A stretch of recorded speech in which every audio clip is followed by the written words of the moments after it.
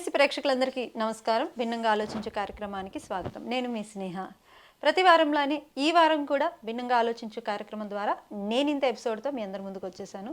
So నేనింత ఎపిసోడ్ని చూసి చాలా చక్కగా కొటేషన్స్లో ఉన్న అంతరార్థాన్ని ఫాలో అవుతూ మాకు చక్కని రిప్లైలు ఇస్తూ కింద కామెంట్స్ పెడుతున్న ప్రతి ఒక్కరికి స్పెషల్ థ్యాంక్స్ అండి. మరి ఈరోజు కూడా అద్భుతమైన కొటేషన్స్తో మీ అందరి ముందుకు వచ్చేసాను. మరి ఆ కొటేషన్స్కి చక్కని వివరణ ఇవ్వడానికి మనతో పాటు ఉన్నారు ప్రకృతి మహేష్ గారు. వారితో మాట్లాడతాం. నమస్తే sir. Welcome back to PMC ప్రేక్షకులందరికీ నేనింతే మరొక ఎపిసోడ్లో. కళ్ళు లేని జీవితానికి జ్ఞానం లేని జీవితానికి పెద్ద తేడా లేదు. ఒకరు సరిగ్గా చూడలేరు, మరొకరు సరిగ్గా చూడరు, అంతే. చాలా బాగుంది సార్ ఈ కొటేషను. కళ్ళు లేని వాళ్ళు భౌతికంగా చూడలేరు, జ్ఞానం లేని వాళ్ళు వాంటెడ్లీ ఒకరు సరిగ్గా చూడరు. వాళ్ళకి జ్ఞానం లేదు కాబట్టి వాళ్ళు సరిగ్గా చూడరు అనమాట. ఏముంది సార్, అసలు మంచి దమ్కి ఉందన్నమాట ఇందులో. అంటే ఇప్పుడు కళ్ళు లేని వాళ్ళు చూడలేకపోతే తప్పేమీ కాదు. అవును సార్. ఎందుకంటే అది పాపం ఎనేబిలిటీ, వాళ్ళకి అది లేదు. అయినా కొంతమంది అందులో కూడా జ్ఞానులు ఉంటారు. మా బాబాయే ఉండేవాడు, మా సొంతం నాన్న తమ్ముడు. ఆయన కళ్ళు చిన్నప్పుడే పోయాయి, కానీ ఆయన యోగి. అందరికీ చాలా ఆయుర్వేదిక్ ట్రీట్మెంట్ ఇచ్చేవాడు. చాలా విద్యలు తెలుసు ఆయనకి. చాలా మందితో పోల్చుకుంటే ఆయన చాలా మేలు అనిపిస్తుంది. మన కళ్ళకు అడ్డంకులు చాలా ఉంటాయి. అజ్ఞానాలు, అహంకారాలు అన్నీ, అభిప్రాయాలు, జడ్జిమెంట్లు. ఎస్పెషల్లీ ఎవరో చెప్పిన అభిప్రాయం వింటాం మనం. ఉదాహరణకు స్కూల్కి వెళ్తాం, ఈ టీచర్ సరిగ్గా పాఠాలు చెప్పడు అని ఎవడో చెప్తాడు. వింటాం, విని క్లాస్కి వెళ్ళి సరిగ్గా వినాం. వీడు మంచివాడు కాదని ఎవరో చెప్తాడు, అది వింటాం. మనం చూడం, నిజంగా జరుగుతున్నా చూడం. దాని బదులు జ్ఞానాన్ని పెట్టుకోవచ్చు కదా. ఈ యోగులు ఎంతమందో జ్ఞానాన్ని ఇచ్చారు మనకు. జ్ఞానం ద్వారా ఈ ప్రపంచాన్ని చూడాలి. సో అజ్ఞానంతో చూడడానికి చూడకపోవడానికి పెద్ద తేడా ఏమీ లేదు. ఇంకా వాళ్ళే గొప్ప వాళ్ళేమో అనిపిస్తుంది. వాళ్ళే నిజమైన తత్వంలో ఉన్నారు. మనకు తెలిసి మన బుర్ర ద్వారా సరిగ్గా చూడకుండా సరికాని జడ్జిమెంట్స్, సరికాని కామెంట్స్, సరికాని క్రిటిసిజం, సరికాని విమర్శలు ఇస్తూ మనల్ని మనం ఇబ్బంది పెట్టుకుంటూ అవతల అన్ని కూడా ఇబ్బంది పెడుతూ ఉంటాం. సో సాధ్యమైనంత వరకు మనం ఏదైనా చూడాలంటే, ఏదైనా ఒకవేళ మనకు సరికాని అనిపించింది అనుకోండి, తప్పేమి కాదు. ఏదైనా చూసినప్పుడు సరికాని అనిపించింది, పర్వాలేదు, తప్పేమి కాదు. నిజంగా అది సరికానిదా, మన బుర్ర మనల్ని భ్రమింపజేస్తుందని చెక్ చేసుకోవాలి. నిజంగా ఈ వ్యక్తి సరికానివాడా, మన అజ్ఞానం, మన అహంకారం అలా కల్పితం చేస్తుందా, చెక్ చేసుకోవాలి. అలా చెక్ చేసుకోవాలంటే మన యోగుల పుస్తకాలు చదవాలి. మనం చెక్ చేసుకోము, డైరెక్ట్గా నమ్మేస్తాం. మన బుర్రని మనం నమ్మేస్తాం, మన అజ్ఞానాన్ని మనం నమ్మేస్తుంటాం, మన అహంకారాన్ని మనం నమ్మేస్తూ ఉంటాం. అలా నమ్మకూడదు. మన కళ్ళని మనం నమ్మకూడదు చాలాసార్లు. ఎందుకంటే మన కళ్ళు మన బుర్ర ద్వారా పనిచేస్తున్నాయి. అవి నిజమైన కళ్ళు కాదు, అజ్ఞానంతో కూడిన కళ్ళు. అందుకే మనకు ఒకవేళ సరికాని అనిపిస్తే తప్పేమీ కాదు, పర్వాలేదు. ఇందులో ఈ పాయింట్ ఆఫ్ వ్యూలో బుద్ధుడు ఏం చెప్పాడు చెక్ చేసుకుందాం. ఒక యోగి ఒకవేళ ఎలాంటి సంఘటన కనబడి ఉంటే ఏం చెప్పి ఉంటాడు చెక్ చేసుకుందాం. సో యోగులో ఇచ్చిన జ్ఞానాన్ని తీసుకొని ఆ జ్ఞానం ద్వారా ఒక పరిస్థితిని ఒక వ్యక్తిని చూడటం నేర్చుకోవాలి. అప్పుడు అది మనకి సరిగ్గా కనబడడం మొదలవుతుంది. లేదంటే మనం డిస్టర్బ్ అవుతాం, అవతలని డిస్టర్బ్ చేస్తాం. కళ్ళు లేని వారు సరిగ్గా చూడలేరు, జ్ఞానం లేని వారు సరిగ్గా చూడరు. ఇప్పుడు వీళ్ళు సరిగ్గా చూడాలి, జ్ఞానం లేని వాళ్ళు సరిగ్గా చూడాలి అంటే డెఫినెట్గా కొన్ని ఫాలో అవ్వాలి. ఇప్పుడు వాళ్ళకి ఎలాగో జ్ఞానం లేదు కదా సార్, ఏం చెప్పినా ఇంక వాళ్ళకి ఎక్కదు అని చెప్పి వదిలేయమంటారా? లేదు అంటే ఓ 2-3 సార్లు కొంచెం షంటింగ్ చేసి అప్పుడు వదిలేయమంటారా? 2-3 సార్లు చెప్పాలి, మానవ ప్రయత్నం అది. ఆ తర్వాత వదిలేయాలి. మన అనుకున్న వాళ్ళైతే మనం చెప్తే వినడానికి కొంత రెడీగా ఉన్న వాళ్ళు 2-3 సార్లు చెప్పొచ్చు, మానవ ప్రయత్నం చెప్పచ్చు. ముందే ఆల్రెడీ వినడానికి రెడీగా అసలు లేడు అన్న వారికి మనం ఏం చేయలేం. అంటే ఇంకంటే వీళ్ళ మైండ్ సెట్ ఇది అని మనకు అర్థమవుతుంది. అర్థమైన మనం ఏం చేయగలుగుతాం? వదిలేయమంటారు ఇమీడియట్గా. ధృతరాష్ట్రుడికి చెప్పిన అర్థం కాదు. ఆయన కళ్ళు లేకపోవడం తప్పు కాదు ధృతరాష్ట్రుడు, కానీ దాంతో పాటుగా అజ్ఞానము, అహంకారము, స్వార్థము అన్నీ ఉన్నాయి. కాబట్టి ఏం చెప్పినా లాభం లేదు. కృష్ణుడే స్వయంగా వచ్చి చెప్పాడు, ధృతరాష్ట్రుడు చెప్పాడు, దుర్యోధనుడికి చెప్పాడు, స్వయంగా వచ్చి చెప్పాడు. ఏం జరిగింది? వాళ్ళు వినలేదు, వినడానికి రెడీగా లేరు. బాబు నాయన మీరందరూ చచ్చిపోతారు గ్యారంటీ అని కృష్ణుడు స్వయంగా వచ్చి చెప్పారు. మిమ్మల్ని మీరు కాపాడుకోవాలంటే ఇప్పటికైనా అధర్మాన్ని వదలండి, పాండవులు చెప్పింది చేయండి, ధర్మబద్ధంగా ఉండండి అని కృష్ణుడు చెప్పాడు, భీష్ముడు చెప్పాడు, ద్రోణాచార్యుడు చెప్పాడు, విదురుడు చెప్పాడు. ముగ్గురు మహాజ్ఞానులు అక్కడే ఉన్నారు కౌరవ సభలోనే. దానికి తోడుగా ఏకంగా మహాయోగి కృష్ణుడు వచ్చి, యోగీశ్వరుడు వచ్చి చెప్పాడు, అయినా విన్నాం. మేము ఇలాగే ఉంటాం అంటే మంచిది, తప్పదు. ఏం చేయగలుగుతాం? నిజానిజాలు తెలుసు, అయినా చూడదలుచుకోలేదు. మనం ఏం చేయలేము. ఆ తర్వాత కర్మఫల సిద్ధాంతాన్ని వాళ్ళు అనుభవించాల్సి ఉంటుంది, కర్మఫలాన్ని అనుభవించాల్సి ఉంటుంది. సార్ ఇప్పుడు వదిలేయండి అంటే ఆ సమస్యని అక్కడితో వదిలేయమనా, ఆ పర్సన్ని వదిలేయమనా? సమస్యను మీరు సాల్వ్ చేయగలిగితే చేయండి, మీ చేతుల్లో ఉందా? అందరి సమస్యలు మీ చేతుల్లో లేవు. మీ వ్యక్తిగత సమస్య మీ చేతుల్లో ఉంటుంది. సామాజిక సమస్యలు కొంతవరకు మన చేతుల్లో ఉంటాయి, కొంతవరకు మన చేతుల్లో ఉండవు. సో మానవ ప్రయత్నంగా ఎంతవరకు చేయగలుగుతాం మ్యాక్సిమం సామాజిక సమస్యల పట్ల. సో మా ఇంట్లో పర్సనే ఎన్నిసార్లు చెప్పినా ఆ వైఖరి మార్చుకోవట్లేదు, ఇప్పుడు నేను ఏం చేయాలి? ఆ పర్సన్ అంతే అని చెప్పి ఆ పర్సన్ యొక్క క్వాలిటీని వదిలేయాలా, లేదు అంటే ఆ పర్సన్నే కంప్లీట్ వదిలేయాలా? మీ ఇంట్లో కుక్క ఉంటుంది, కుక్క ఎలా ఉంటుందో మీకు తెలుసు. తెలుసు, అవును. మీరు ఎలా ఉంటారు? కుక్కకు తగిన విధంగా దాన్ని తోక కట్ చేయడము, దాన్ని తాళం వేసేయడము వేసుకొని మీ పని మీరు చేసుకుంటారు. మిమ్మల్ని మీరు ఎలా, అది కుక్క, ఇది మేక, ఇది ఆవు, తెలుసు. వాటి సహజ గుణాలు మనకు తెలుసు. అలాగే ఒక వ్యక్తికి సహజ గుణాలు కొన్ని ఉంటాయి, అది మంచో చెడో పక్కన పెడదాం. సో వాటిని నుంచి మనం ఎలా కాపాడుకోవాలి, మనల్ని మనం ఎలా మేనేజ్ చేసుకోవాలి, ఆ సబ్జెక్ట్ నేర్చుకోవాలి. కుక్కని మార్చడం కుదరదు, కానీ కుక్క నుంచి ఎస్కేప్ అవ్వడం కుదురుతుంది. అవును. పిల్లిని మార్చడం కుదరదు, పిల్లి నుంచి ఎస్కేప్ అవ్వచ్చు. జరాసంధుడిని కృష్ణుడు ఏమీ చేయలేడు, చేయకూడదు. దానికి ఆల్రెడీ భీముడు అనే ఒక వ్యక్తి పుట్టాడు, కాబట్టి ఏం చేశాడు కృష్ణుడు? ఎస్కేప్ అయ్యాడు. కృష్ణుడు జరాసంధుడిని కానీ లేకుంటే కీచకుడిని ఇలాంటి కొంతమంది ఆయన ఏం చంపలేదు, కానీ ఎస్కేప్ అయ్యాడు. వీళ్ళు మారరు, వాళ్ళ కర్మ తెగిన తర్వాత ఒకనొక టైం అంతా భీముడు వస్తాడు, తగిన శాస్త్రి చేస్తాడు. మనం కొన్ని చేయలేము, కానీ ఎస్కేప్ కావాలి. మనల్ని మనం సేఫ్ గార్డ్ చేసుకోవడానికి తాను ఒక్క నొప్పించక తప్పించుకు తిరుగువాడు ధన్యుడు. అందరినీ మార్చగలిగితే ఇంకేముంది? మార్చడం కుదరదు.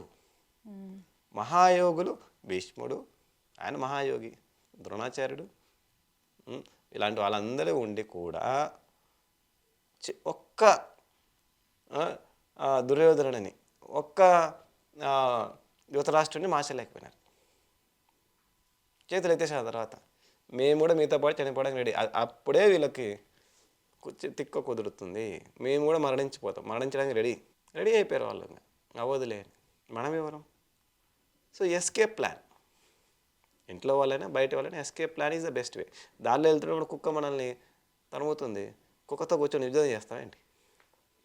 యుద్ధం చేయం కుక్కతో. మనం కుక్క నుంచి తప్పించుకుంటాం. కుక్కతో మనకేం పోటీ లేదు, కోపము లేదు, ద్వేషము లేదు. కుక్క మంచిదా చెడ్డదా కూడా మనకు సంబంధం లేదు.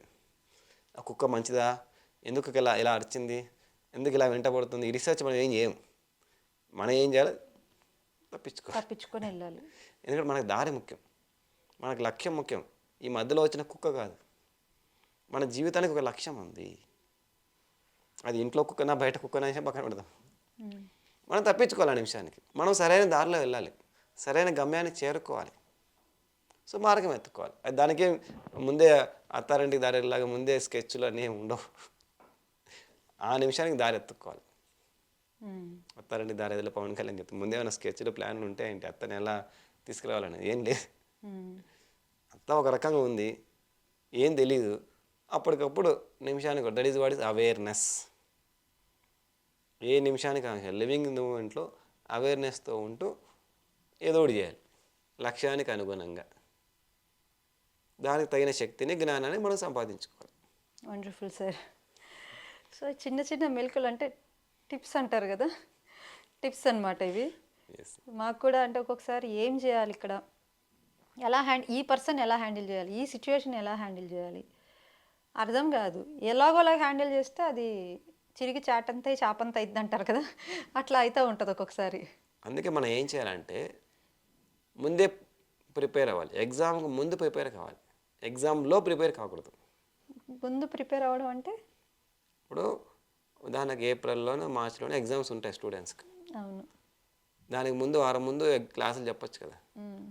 ఎప్పుడో జూన్లో జూలైలోనో మొదలు పెడతారు క్లాసులు. రోజు ఏ రోజు పాఠాన్ని ఆ రోజు చదువుకున్నారనుకోండి, అప్పుడు మనకు టఫ్ ఉండదు, ఈజీగా మనం ఒకరోజు ముందు మొత్తం సబ్జెక్ట్ అని తీసి చదువుతున్నాం. రేపు ఏదో జరిగిపోతుంది, లేకుంటే ఈరోజు ఏదో జరిగిపోతుంది కాబట్టి ఇప్పుడు మనం ఓపెన్ చేస్తాం. అలా కాదు. అందుకే సార్ ఏం చెప్పారంటే రోజు చేయండి ధ్యానం. మీకు కష్టాలు ఉన్నాయా చేయండి, కష్టాలు లేకపోయినా చేయండి, సమయాన్ని చిక్కించుకొని చేయండి. ఈరోజు నేను బిజీ, ఈరోజు నేను ఆనందంగానే ఉన్నా కాబట్టి ధ్యానం చేయను అని వదిలేస్తాం. ఈరోజు బిజీగా ఉన్నా, ఈరోజు ఆనందంగా ఉన్నా, ఏదో ఒక రకంగా ఒక గంట సేపు ధ్యానం చేయాలి, ఏదో ఒక రకంగా గంట సేపు సజ్జన సాంగత్యం చేయండి. రోజు ఏదో ఒక రోజు స్వాధ్యాయం చేయండి. ఎప్పుడైతే ఏదో ఒక రకంగా ప్రతిరోజు ఈ రోజు నుండే, అంటే అన్నీ బాగానే ఉన్నా, మన కష్టాలు ఏం లేవు, బాధలు లేవు, పరీక్షలు లేవు, ఏమీ లేవు, అయినా శక్తిని పెంచుకున్నాం, జ్ఞానాన్ని పెంచుకున్నాం. అప్పుడు ఏమవుతుంది, తెలియని ఒక పరీక్ష వచ్చింది. అప్పుడు మనకు వచ్చిన శక్తిని, జ్ఞానాన్ని వాడేసుకోగలుగుతాం. డబ్బులు మీరు సేవింగ్ చేసుకుంటే అకౌంట్లో వేసుకున్నారు, ఎక్కడో ఏదో అవసరం మీద ఖర్చు పెట్టేస్తారు. నాకు ఇప్పుడు అవసరమైంది వాటర్ బాటిల్ కొనుక్కోవాలి, ఇప్పుడు వెళ్ళి నేను 20 రూపాయలు సంపాదించలేను కదా ఎక్కడ వెళ్ళి. మనం అదే ఇవన్నీ చేస్తున్నాం. దప్పకైనప్పుడు వెళ్ళి బావి తవ్వడానికి ట్రై చేస్తాం. దానివల్లనే సమస్యలన్నీ వస్తుంటాయి. మన జ్ఞానాన్ని, శక్తిని ముందే సముపార్జించుకోవాలి, అప్పుడు దాన్ని వాడుకోగలుగుతాం. ఆ టైంకి వాడుకోవడం ఒక్కటే చేయాల్సింది. అప్పటికప్పుడు ఒక్కోసారి జ్ఞానం వస్తుంది, రాదు, ఏం గ్యారంటీ లేదు. అందుకే ముందే ప్రిపరేషన్ స్టూడెంట్స్ కోసం. అందుకే యూనిట్ టెస్ట్లు, క్వార్టర్లీ టెస్ట్లు, 6 మంత్స్లీ టెస్ట్లు, ఆ తర్వాత ప్రీ ఫైనల్, ఇన్ని పెట్టి చివరికి అది పెడతారు. ఎందుకంటే లేకపోతే వాళ్ళ మైండ్ దానికి రెడీగా ఉండదు. మనం కూడా అందుకే ముందే ప్రిపేర్ కావాలి, ఈరోజే ప్రిపేర్ కావాలి. కష్టాలు వచ్చిన తర్వాత చేతులు కాల్చుకోవడానికి, చేతులన్నీ కాలిపోయిన తర్వాత కాదు, ఈరోజే జ్ఞానానంతా సంపాదిద్దాం. లాస్ట్ వీడియోలో అనుకున్నట్టు నాకు ఆ రోజు కొత్తగా మా అన్న చనిపోయినప్పుడు ప్రత్యేకించి ప్రయత్నం చేయలేదు. అంతకుముందు ఉన్న జ్ఞానమే, అంతకుముందున్న ధ్యానమే నాకు ఆ రోజుకి ఉపయోగపడింది. గత జ్ఞానము, గత శక్తిని ఉపయోగపడింది. అప్పటికప్పుడు నేను ఇలా స్కెచ్ చేసి, ఇప్పుడు ఇలా ప్లాన్ చేసి, ఇలా ఆనందంగా ఉండాలని చేసింది ఏమీ లేదు. Preparation. Right sir. So anyways, సడన్గా ఎప్పుడు ఏది వస్తుందో మన జీవితంలోకి తెలియదు, బట్ ప్రిపరేషన్ అనేది ఉండాలి. ప్రిపరేషన్ అంటే డైలీ మెడిటేషన్ చేయాలి. ఎంత ఎక్కువ వీలైతే అంత ఎక్కువ. ఈరోజు 5 గంటలు టైం దొరికితే 5 గంటలు చేయాలి. 5 గంటలు దొరికినా మనం 1 గంటనే చేస్తాం కాదు. 6 గంటలు దొరికిందా ఈరోజు 6 గంటలు చేద్దాం, 6 పుస్తకాలు చదువుదాం. ఏది ఏమైనా ఎప్పుడూ తల వంచడం ఇష్టం లేదు. ఏది ఏమైనా కళ్ళలోకి సూటిగా చూడటమే నాకు ఇష్టం. అందరినీ గౌరవించడం నా విధానం. ఎవ్వరికి దేనికి తల వంచకపోవడం నా ఆత్మవిశ్వాసం, నా స్వాభిమానం. సో ఇలాంటి మాటలు చెప్తే ఈగో అంటారు. నేను చాలా ఎక్కువ వాడుతూ ఉంటాను సార్ ఈ వర్డ్స్. ఈ అమ్మాయికి ఈగో అంటారు తప్పించి సెల్ఫ్ రెస్పెక్ట్ అని ఎవరు అన్నారు సార్. ఈగో అంటే అవతల వాడిని చిన్న చూపు చూడటం. ఇక్కడ అంత అవతలని చిన్న చూపు చూడండి అని లేదు. తప్పనిసరిగా ఈగో అంటారు. ఎప్పుడు మనం కాన్ఫిడెంట్గా ఉంటూ అవతల వాడిని చిన్న చూపు చూస్తాం.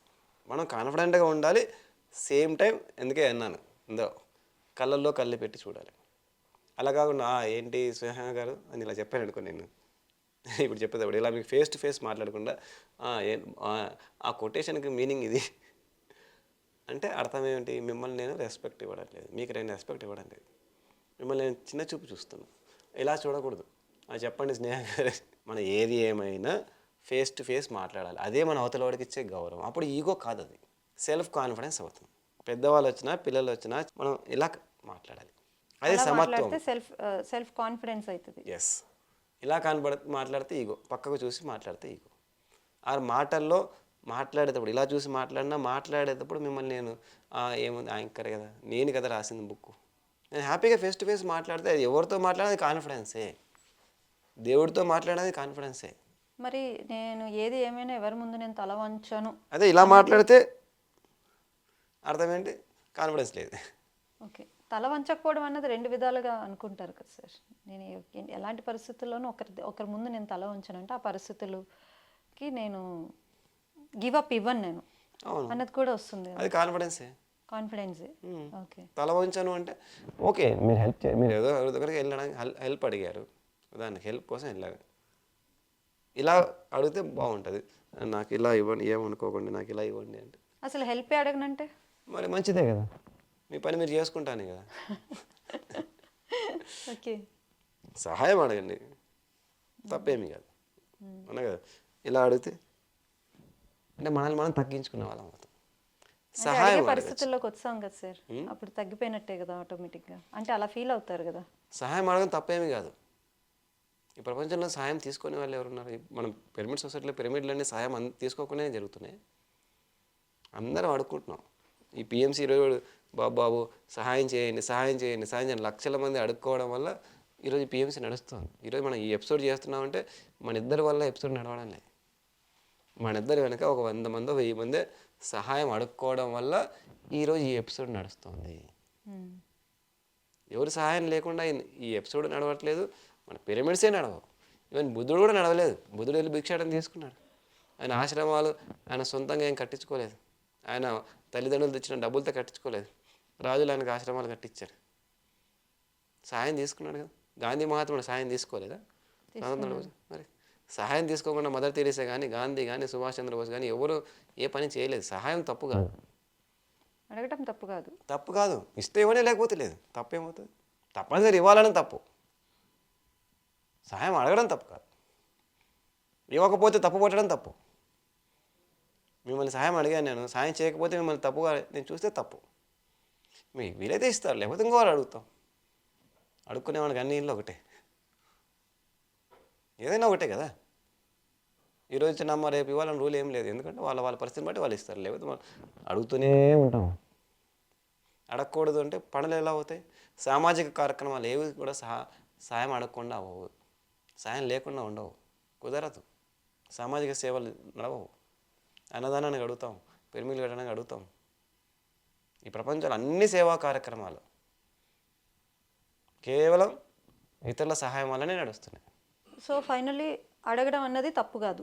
అడిగితే మనం ఏం తక్కువైపోము. అంటే నేనైతే ఖచ్చితంగా అలాగే అనుకుంటాను సార్. ఎందుకు వాళ్ళని అడగాలి? వాళ్ళని అడిగితే మనం తక్కువైపోతాము. అడగకుండా మనం మనదే చేసుకుందాము. కాన్ఫిడెన్స్ ఉంటే చేసుకోండి. అంటే అది తప్పు అనే భావంతోనే చేస్తున్నాను సార్ నేను. తప్పు, అది తప్పు అని అదే భావన చేసి అంటున్నాను. నా మైండ్ సెట్ అలా ఉంది. ఒకరిని అడగడం రాంగ్. ఎందుకు వాళ్ళని అడగాలి? మనమే చేసుకుందాం అంటే ఇక్కడ అడగడం అన్నది తక్కువ అనే ఫీలింగ్తో నేను ఇది చేస్తున్నాను నేను. అవసరం లేకపోతే అడగకండి. మనం అవసరం లేకపోయినా అడుగుతుంటాం. అవసరం లేదు, నేను మేనేజ్ చేసుకోగలుగుతాను, నో ప్రాబ్లం, అడగకండి. అవసరం ఉన్నా ఈగో ప్రాబ్లం వల్ల అడగకపోతే కొన్ని పనులు కాకపోయినా పర్వాలేదు అనుకుంటే నో ప్రాబ్లం. కానీ అది తెలియని ఈగో లోపల ఎక్కడో ఉంటుంది కదా సార్. అందుకే ఎక్కువ డబ్బులతో కాకుండా అందరిని, ప్రతి ఒక్కరిని తల వంచి నోరు తెరిచి అడుక్కోమని నేర్పించారు. నేను అడగాను, నాకు అడిగే అలవాటు లేదు అంటే ఈగో. అడగాలి, అడగకుండా ఎలా అవుతుంది? భారతంలో మహాయుద్ధం జరిగిందంటే వెళ్ళి కొన్ని రహస్యాలు అడిగారు. భీష్ముడు రహస్యం ఏంటి అడిగారు, ద్రోణాచార్యుడు రహస్యం ఏంటి అడిగారు, కర్ణుడు రహస్యం ఏంటి, కర్ణుడు కవచకుండలాన్ని అడిగి తీసుకోకుండానే కర్ణుడు చంపేశారు. కనుక్కున్నారు, అడిగారు, సహాయం అడిగారు. ఓకే, ఇబ్బందికరంగా ఉంటే మేనేజ్ చేసుకుంటాం హ్యాపీగా అంటే దట్ ఈస్ ఫైన్. ఇక్కడ కొన్నిసార్లు ఏమవుతుంటే అవతలని అడగడం వల్ల వాడు మనల్ని డిగ్రేడ్ చేసే అవకాశాలు ఉన్నాయని అడగకపోతే తప్పేమీ కాదు. అవతల డిగ్రేడ్ చేస్తానేమో, డిగ్రేడ్ చేసే అవకాశాలు ఉన్నాయి అనే ఒక ఉద్దేశంతో మనం అడగం. ఆ భయం ఉంటే దట్ ఈస్ డిఫరెంట్ స్టోరీ. సహాయం తీసుకోవడంలో తప్పు లేదు, సహాయం చేయడంలో తప్పు లేదు. సహాయం చేయాలి, సహాయం తీసుకోవాలి, ఏ తప్పు లేదు ఇందులో. ఆనందంగా సహాయం చేయాలి, ఆనందంగా సహాయం స్వీకరించాలి. సో ఏది తప్పులేదు సార్. ఏది అంటారంటే ఏది తప్పులేదు, ఏది తప్పు కాదు. ఒక్కటి హింస తప్పించి మిగతా అన్నీ కూడా మనం అర్థం చేసుకునే దీంట్లో ఉంటుంది అనేసి చాలా చక్కగా వివరించారు. Thank you sir, thank you so much. చూసారు కదా, ఇది ఇవాల్టి భిన్నంగా ఆలోచించులో నేనింతే. ఎన్నో అద్భుతమైన కొటేషన్స్కి చాలా మనం రియల్ లైఫ్లో చాలా కనెక్షన్స్ మనకి తెలుస్తున్నాయి. ఓకే, ఇక్కడ ఇది ఈ పరిస్థితుల్లో నేను కూడా ఇలానే ఉండేదాన్ని కదా, నేను కూడా ఇలా ఆలోచించేదాన్ని కదా అని. సో మెనీ రియలైజేషన్స్, ఆ తర్వాత వచ్చే నాలెడ్జ్, ఆ తర్వాత వచ్చే అందమైన జీవితం. చాలా అద్భుతంగా ఈ ఎపిసోడ్స్ ఇంత అద్భుతంగా కొనసాగుతున్నాయంటే ఈ యొక్క రిజల్ట్ మేము చూసాం కాబట్టి thank you so much masters, ఈ ప్రోగ్రామ్ని ఇంత సక్సెస్ చేసినందుకు. సో ఇది ఇవాల్టి నేను ఇంతే కార్యక్రమం. మరొక కార్యక్రమంలో మళ్ళీ కలుసుకుందాం. అంతవరకు సెలవు. నమస్కారం. చూస్తూనే ఉండండి PMC channel. So thank you very much PMC ప్రేక్షకులందరికీ, మేనేజ్మెంట్కి, గురువు గారికి.